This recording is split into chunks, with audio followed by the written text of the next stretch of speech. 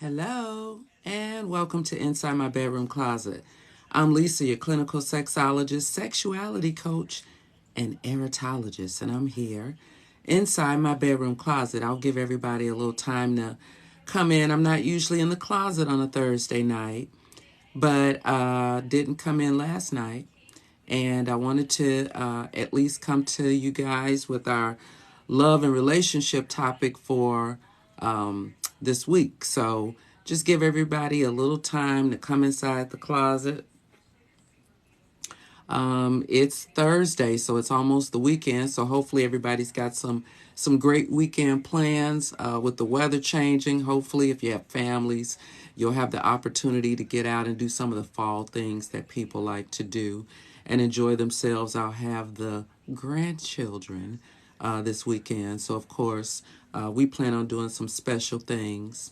And yeah, so it's that time of year, especially when people are in the house more because the summer months are over. The comfort season is coming up where you want to do a little spooning and you want to do a little cuddling and you want to do a little something to get your relationship ready for the holiday season if you celebrate the holiday season, or the winter months if you celebrate the winter months. I know I plan on doing a few things before the first of the year, so just making those plans for that last trimester of the year. So what we're going to talk about tonight is something that a viewer wanted me to discuss, and I hadn't had an opportunity to discuss it, but it kind of came to my attention today because I was in the store and I overheard a couple talking. And the topic is, what does arguing lead to breakups? And I'll give you my point of view on why I think that it can and why I think it does not actually have to. Sometimes it means that we don't know how to communicate with one another, and the order in which we choose to communicate with one another, and some of the things that we say when we're communicating with one another. And all that's important in a relationship because that makes the sex better. You know, you want sex to be great and fun and spontaneous, but when you're arguing with your significant other and there's some type of dissension in the relationship, it's kind of hard to get your libido working. You know, it's kind of hard to want to get all nice and moist, and you got this argument that's looming, in the relationship. So that's what we're going to talk about tonight. I went to the eye doctor after work today, so I'm still a little blurry. I can see that, so I've got my glasses.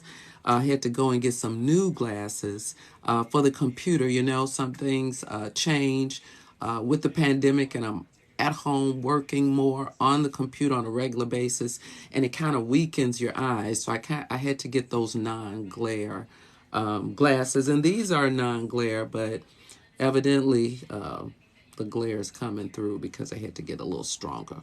So got my glasses so that I won't forget anything, but I thank everybody who's taken the time to join me here inside the closet. So I can't get started without saying thank you, and I appreciate everybody's time. I try not to keep you over about 30 minutes, or so I give you about 10, 15 minutes of conversation, and then if you guys have any questions, I'll try to answer those questions for you. Still working on doing some things for you, but got some things in the works, and we'll talk about that after our discussion. So, like I said, what we're talking about tonight is arguments leading to potential breakups.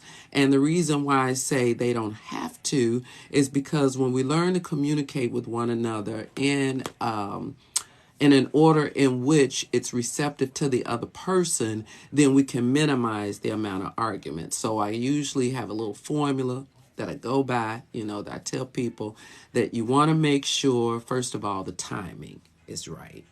You don't want to have a conversation like the people that I witnessed earlier today in the store, in the grocery store, And I don't know what it was what it started off being about, but it kind of blew up. You know, she pushing the cart all fast down the aisle, he throwing his hands up. You know, not perfect timing because of course he turned around, he see other people, and then he's got to, you know, explain himself, so to speak, so he doesn't look like, you know, the bad guy. So timing, you know, definitely have to be right, and you want to be sensitive in your timing. Not when somebody just got off work, they had a hard day at work. As soon as they get through the door, bam, here you go, bam, bam, bam. You know, this conversation, that conversation. You didn't this, you didn't that, and why is this and why is that? So sometimes timing can be a little off. You know, and you want to be respective of someone else's time and attention, like you want them to be respected.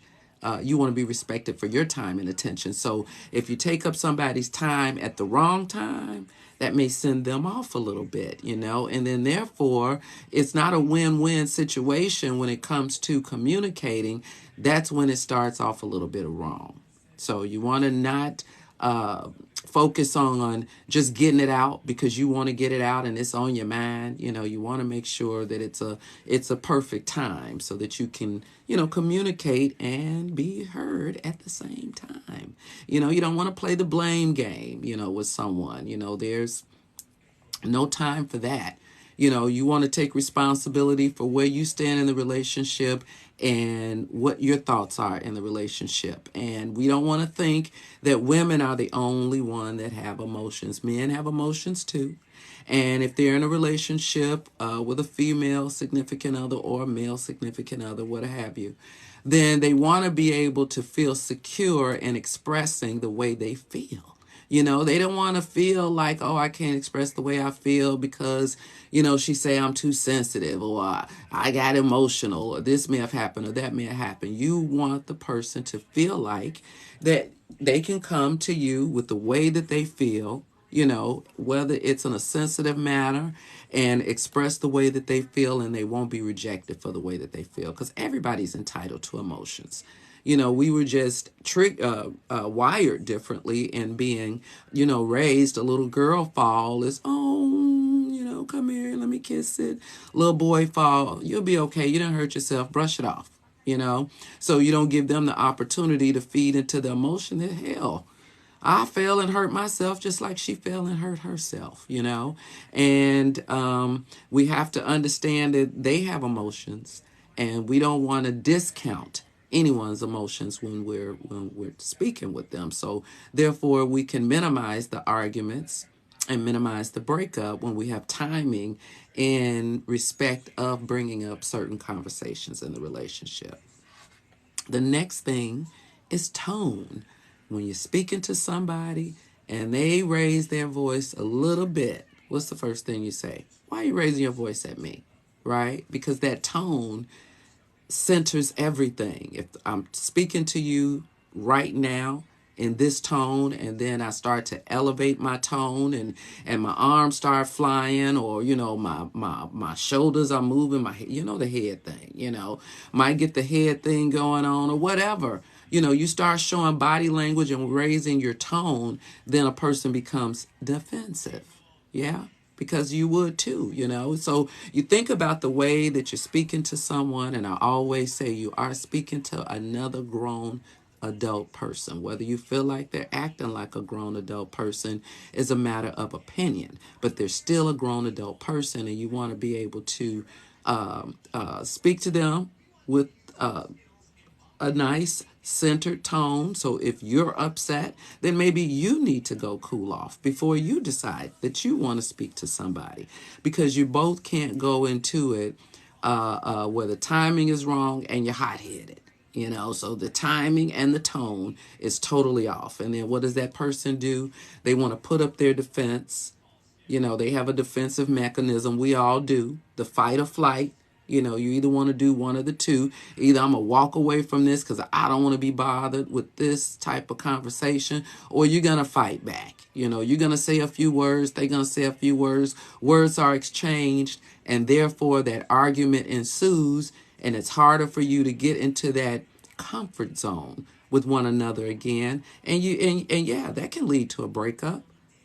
But if you have the perfect timing, in bringing up subjects that's important to you, and you speak to someone with a nice tone and take the elevation out the tone and take the anger out of the tone, and at least subside a little bit, sit down, if you got to count to yourself, if you got to just think or write some things down to get it out first, that's fine. But whatever it takes for you to make yourself feel a little bit calm when you're bringing up a conversation, that stops arguments, or it helps them, subside the arguments, and they're not so elevated when the tone is, not correct. And then the next thing is a big one, and that's tact. Tact. Tact. Yep. Gotta have tact. You don't want to hit below the belt, as I've mentioned before. You don't want to say some things that you cannot take, because you can't take nothing back that you've said. As I mentioned, words are irretrievable. Once they're out of here, they're out, and then they hit here. And if they didn't like what they heard because of the tone and it was tactless, then that can have arguments that are ensued, that can become inflamed. Names can be called, words can be said, and you can be a little tactless in your approach. You can say some things that push that other person's buttons. You can bring up some situations that would make the argument go to the left, and what to the left mean. So your partner, and your partner's triggers, and some of the things, and sometimes you may not know. But if you don't approach a situation in a new relationship with the perfect timing, tact, and tone, then you will know, how it is your partner likes to be communicated with. But everyone wants to have a level of respect when they're communicating with their significant other, because otherwise that's the reason why people get into breakups, because they don't know how to communicate with one another.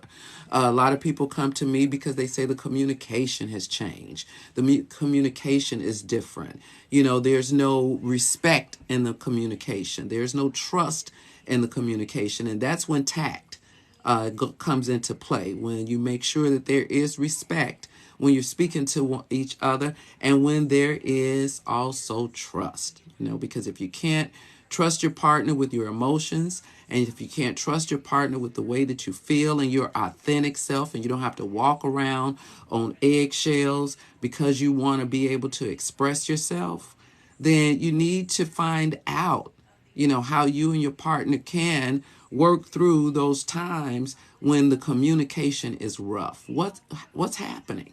What's going on? Is someone not listening? Is someone not listening and not heeding? Is someone not wanting to change? Because a person will change for the right person. Just like I said, somebody said to me, do you think men are intimidated by a certain woman? No. A man is never intimidated about something that he wants.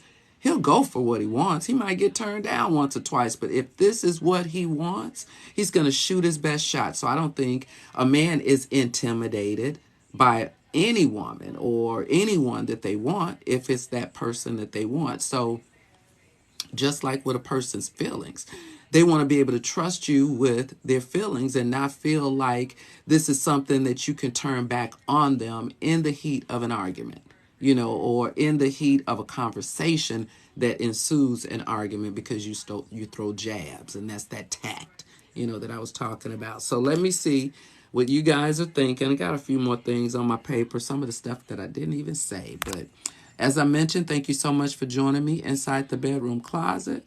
And let's see, you say, wow, this is a strong message. No one will have courage to undermine the sovereignty of our country. Okay. Not sure what you mean by that.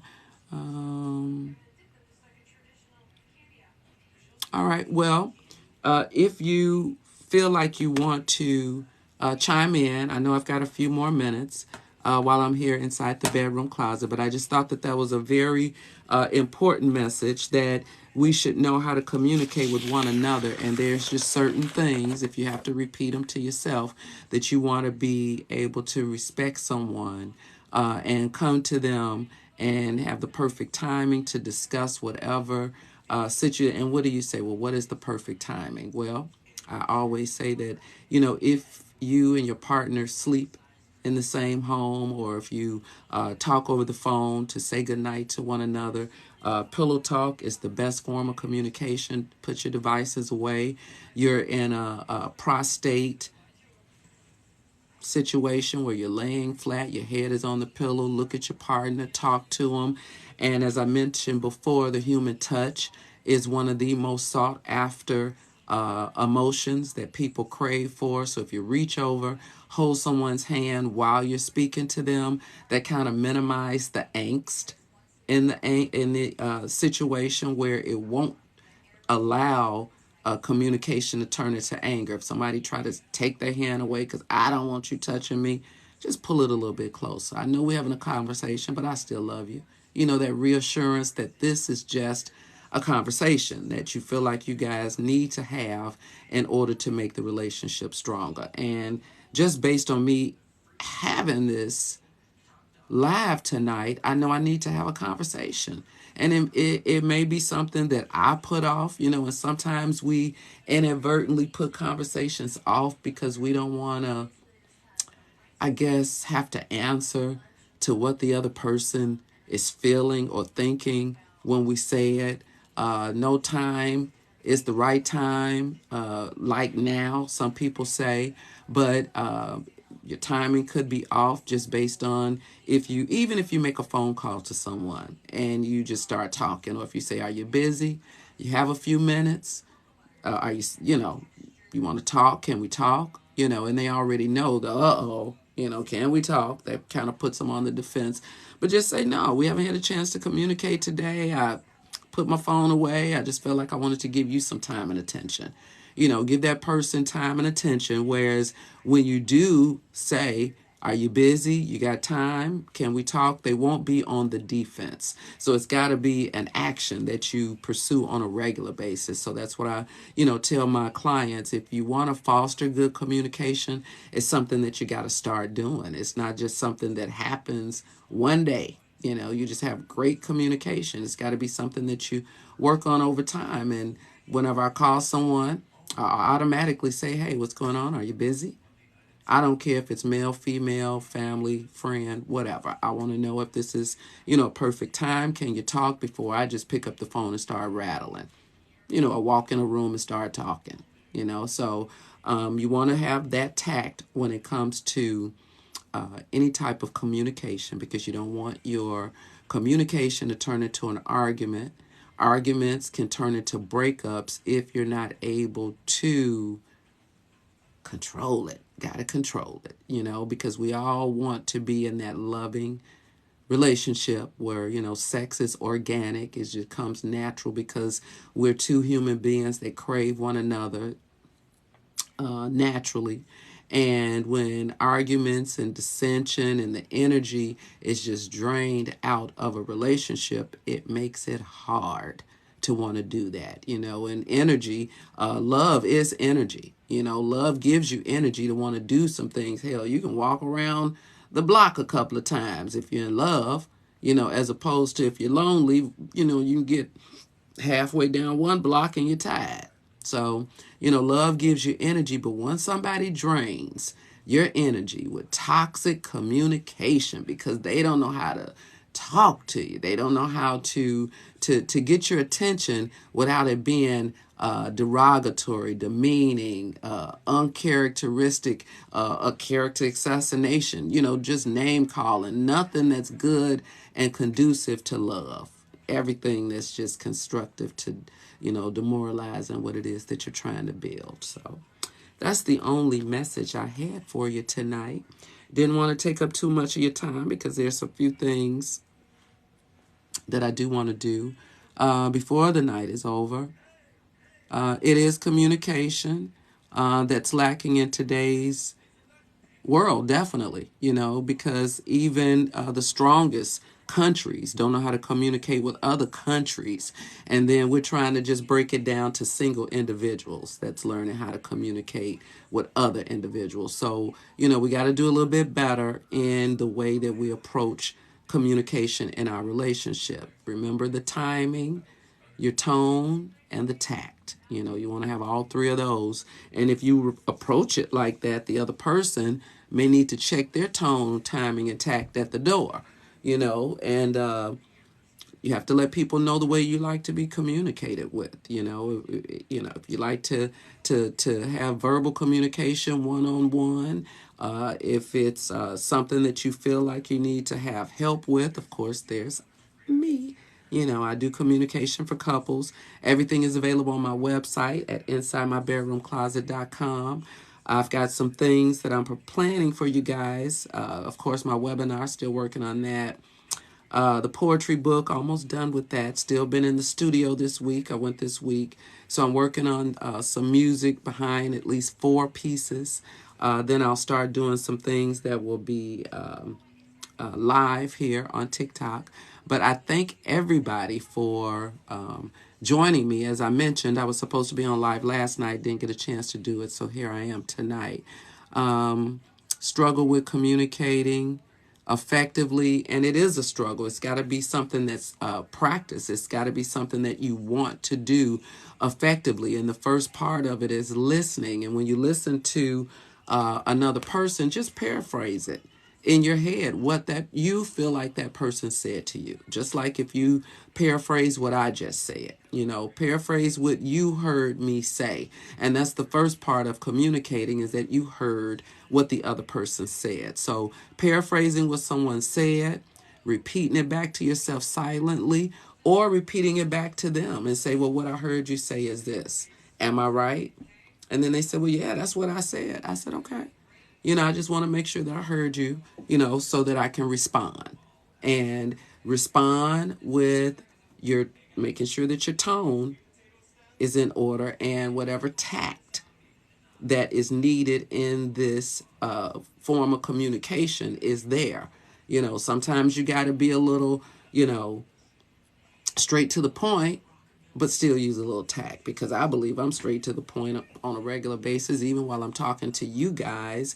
But I don't believe that I'm tactless in any sense. I'm not saying anything that may be derogatory, because sometimes there are young TikTok viewers, and I know that they're out there, and sometimes there may not be any type of censorship, but I want to deliver a message that would be across the board for some young adult looking to get into a relationship, or for those that are currently in relationships, or those of us who have lost relationships because the communication was off. So that's why I do what I do.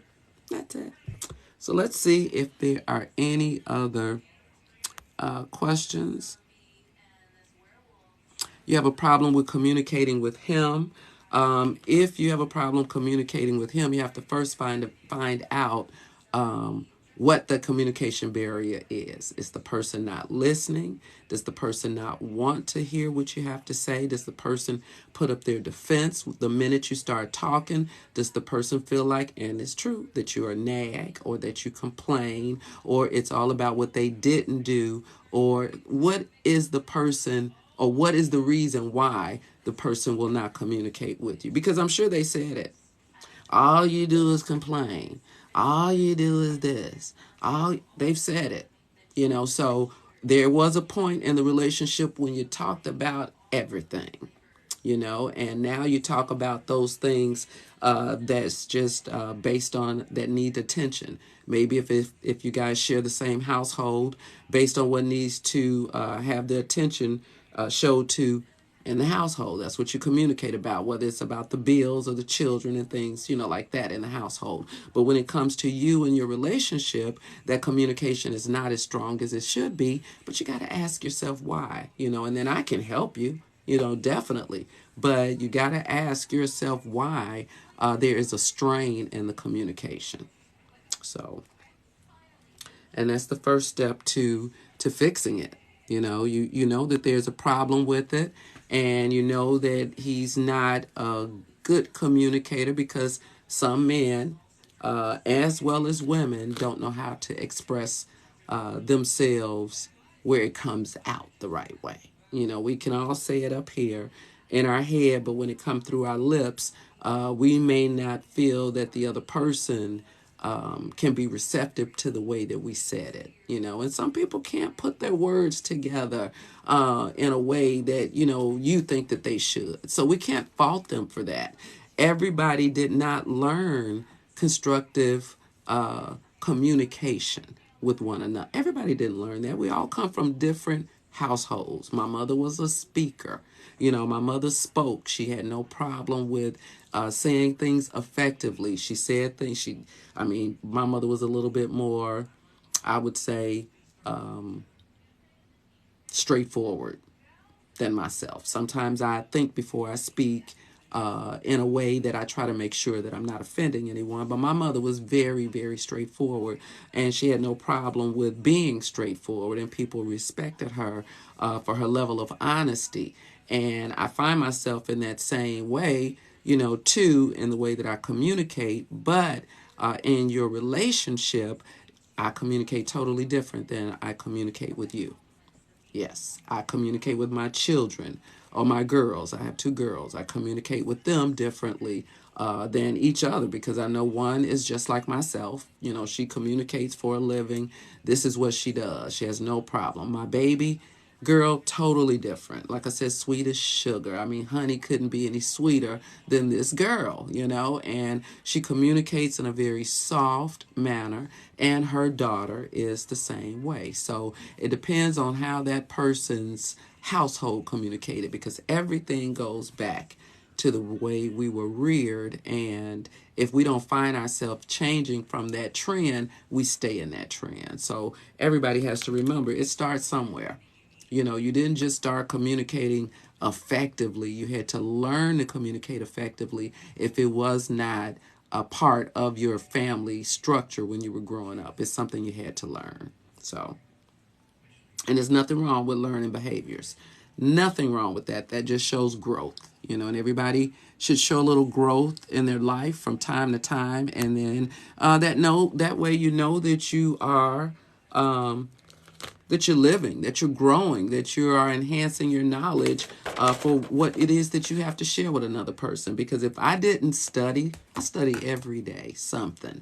You know, I get up, I do my meditation, I thank the Lord for another day, being able to another chance at doing something right again, you know, and then I go into learning something new, whether it's looking up content that I'll talk about, whether it's studying something, whether I'm writing something, whether I'm just reading something, my scripture, my meditation, my whatever it is, you know, I learn something new every day. Now, I did learn something new the other day, and if you weren't on my live on Monday, I was extremely impressed.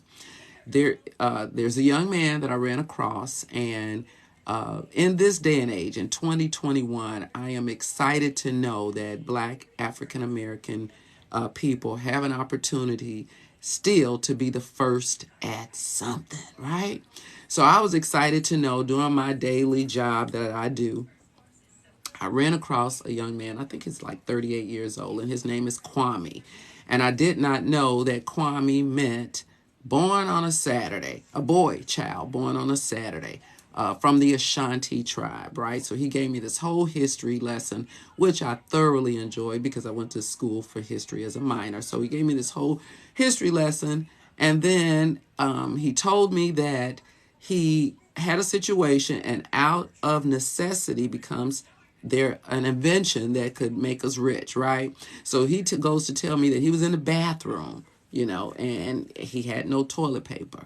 And he was looking around, and he had to wait for someone to come in the bathroom to pass him some toilet paper. But because he had no toilet paper, something clicked in his brain and said, well, I wonder if there are any black toilet paper manufacturers. Well, lo and behold, there wasn't. So he became the very first black toilet paper manufacturer in the world, I guess. You know, his name is Kwame Banfo, Banfo. If you want to look him up, hold on, let me get my roll of tissue. this is the roll of tissue that he produced from his company. He autographed it for me because I said, well, you're going to be rich because you always need toilet paper. You never run out of it. Like I told him, I wish I knew him during the pandemic when it was so high, but he did say that I can come and get some forever. It was actually a toilet paper joke. He says, Lisa, yes, I will wipe your ass for the rest of your life. I said, thank you.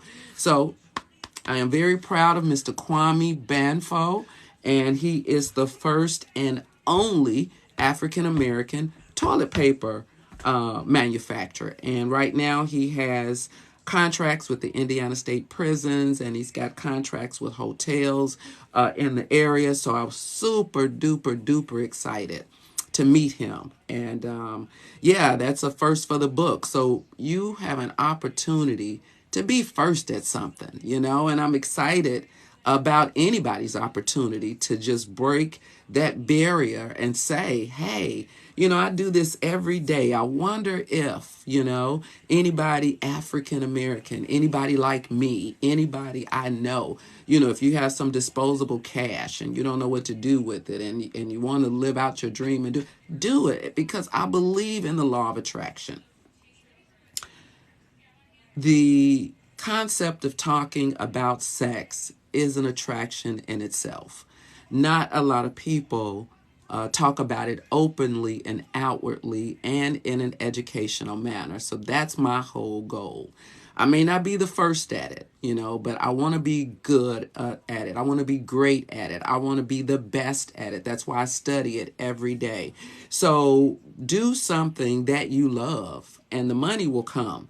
Do something that you love and the success will come. If there's a necessity in your life, focus on it. If you have an invention, something that you're working on, be the best you that you can be to offer to someone else, to even offer to yourself, And I thank God for my life every day. I love my life, and you should wake up loving your life. And he was so motivational, just knowing that he's been in business for about 8 or 9 years. He's only 38 years old.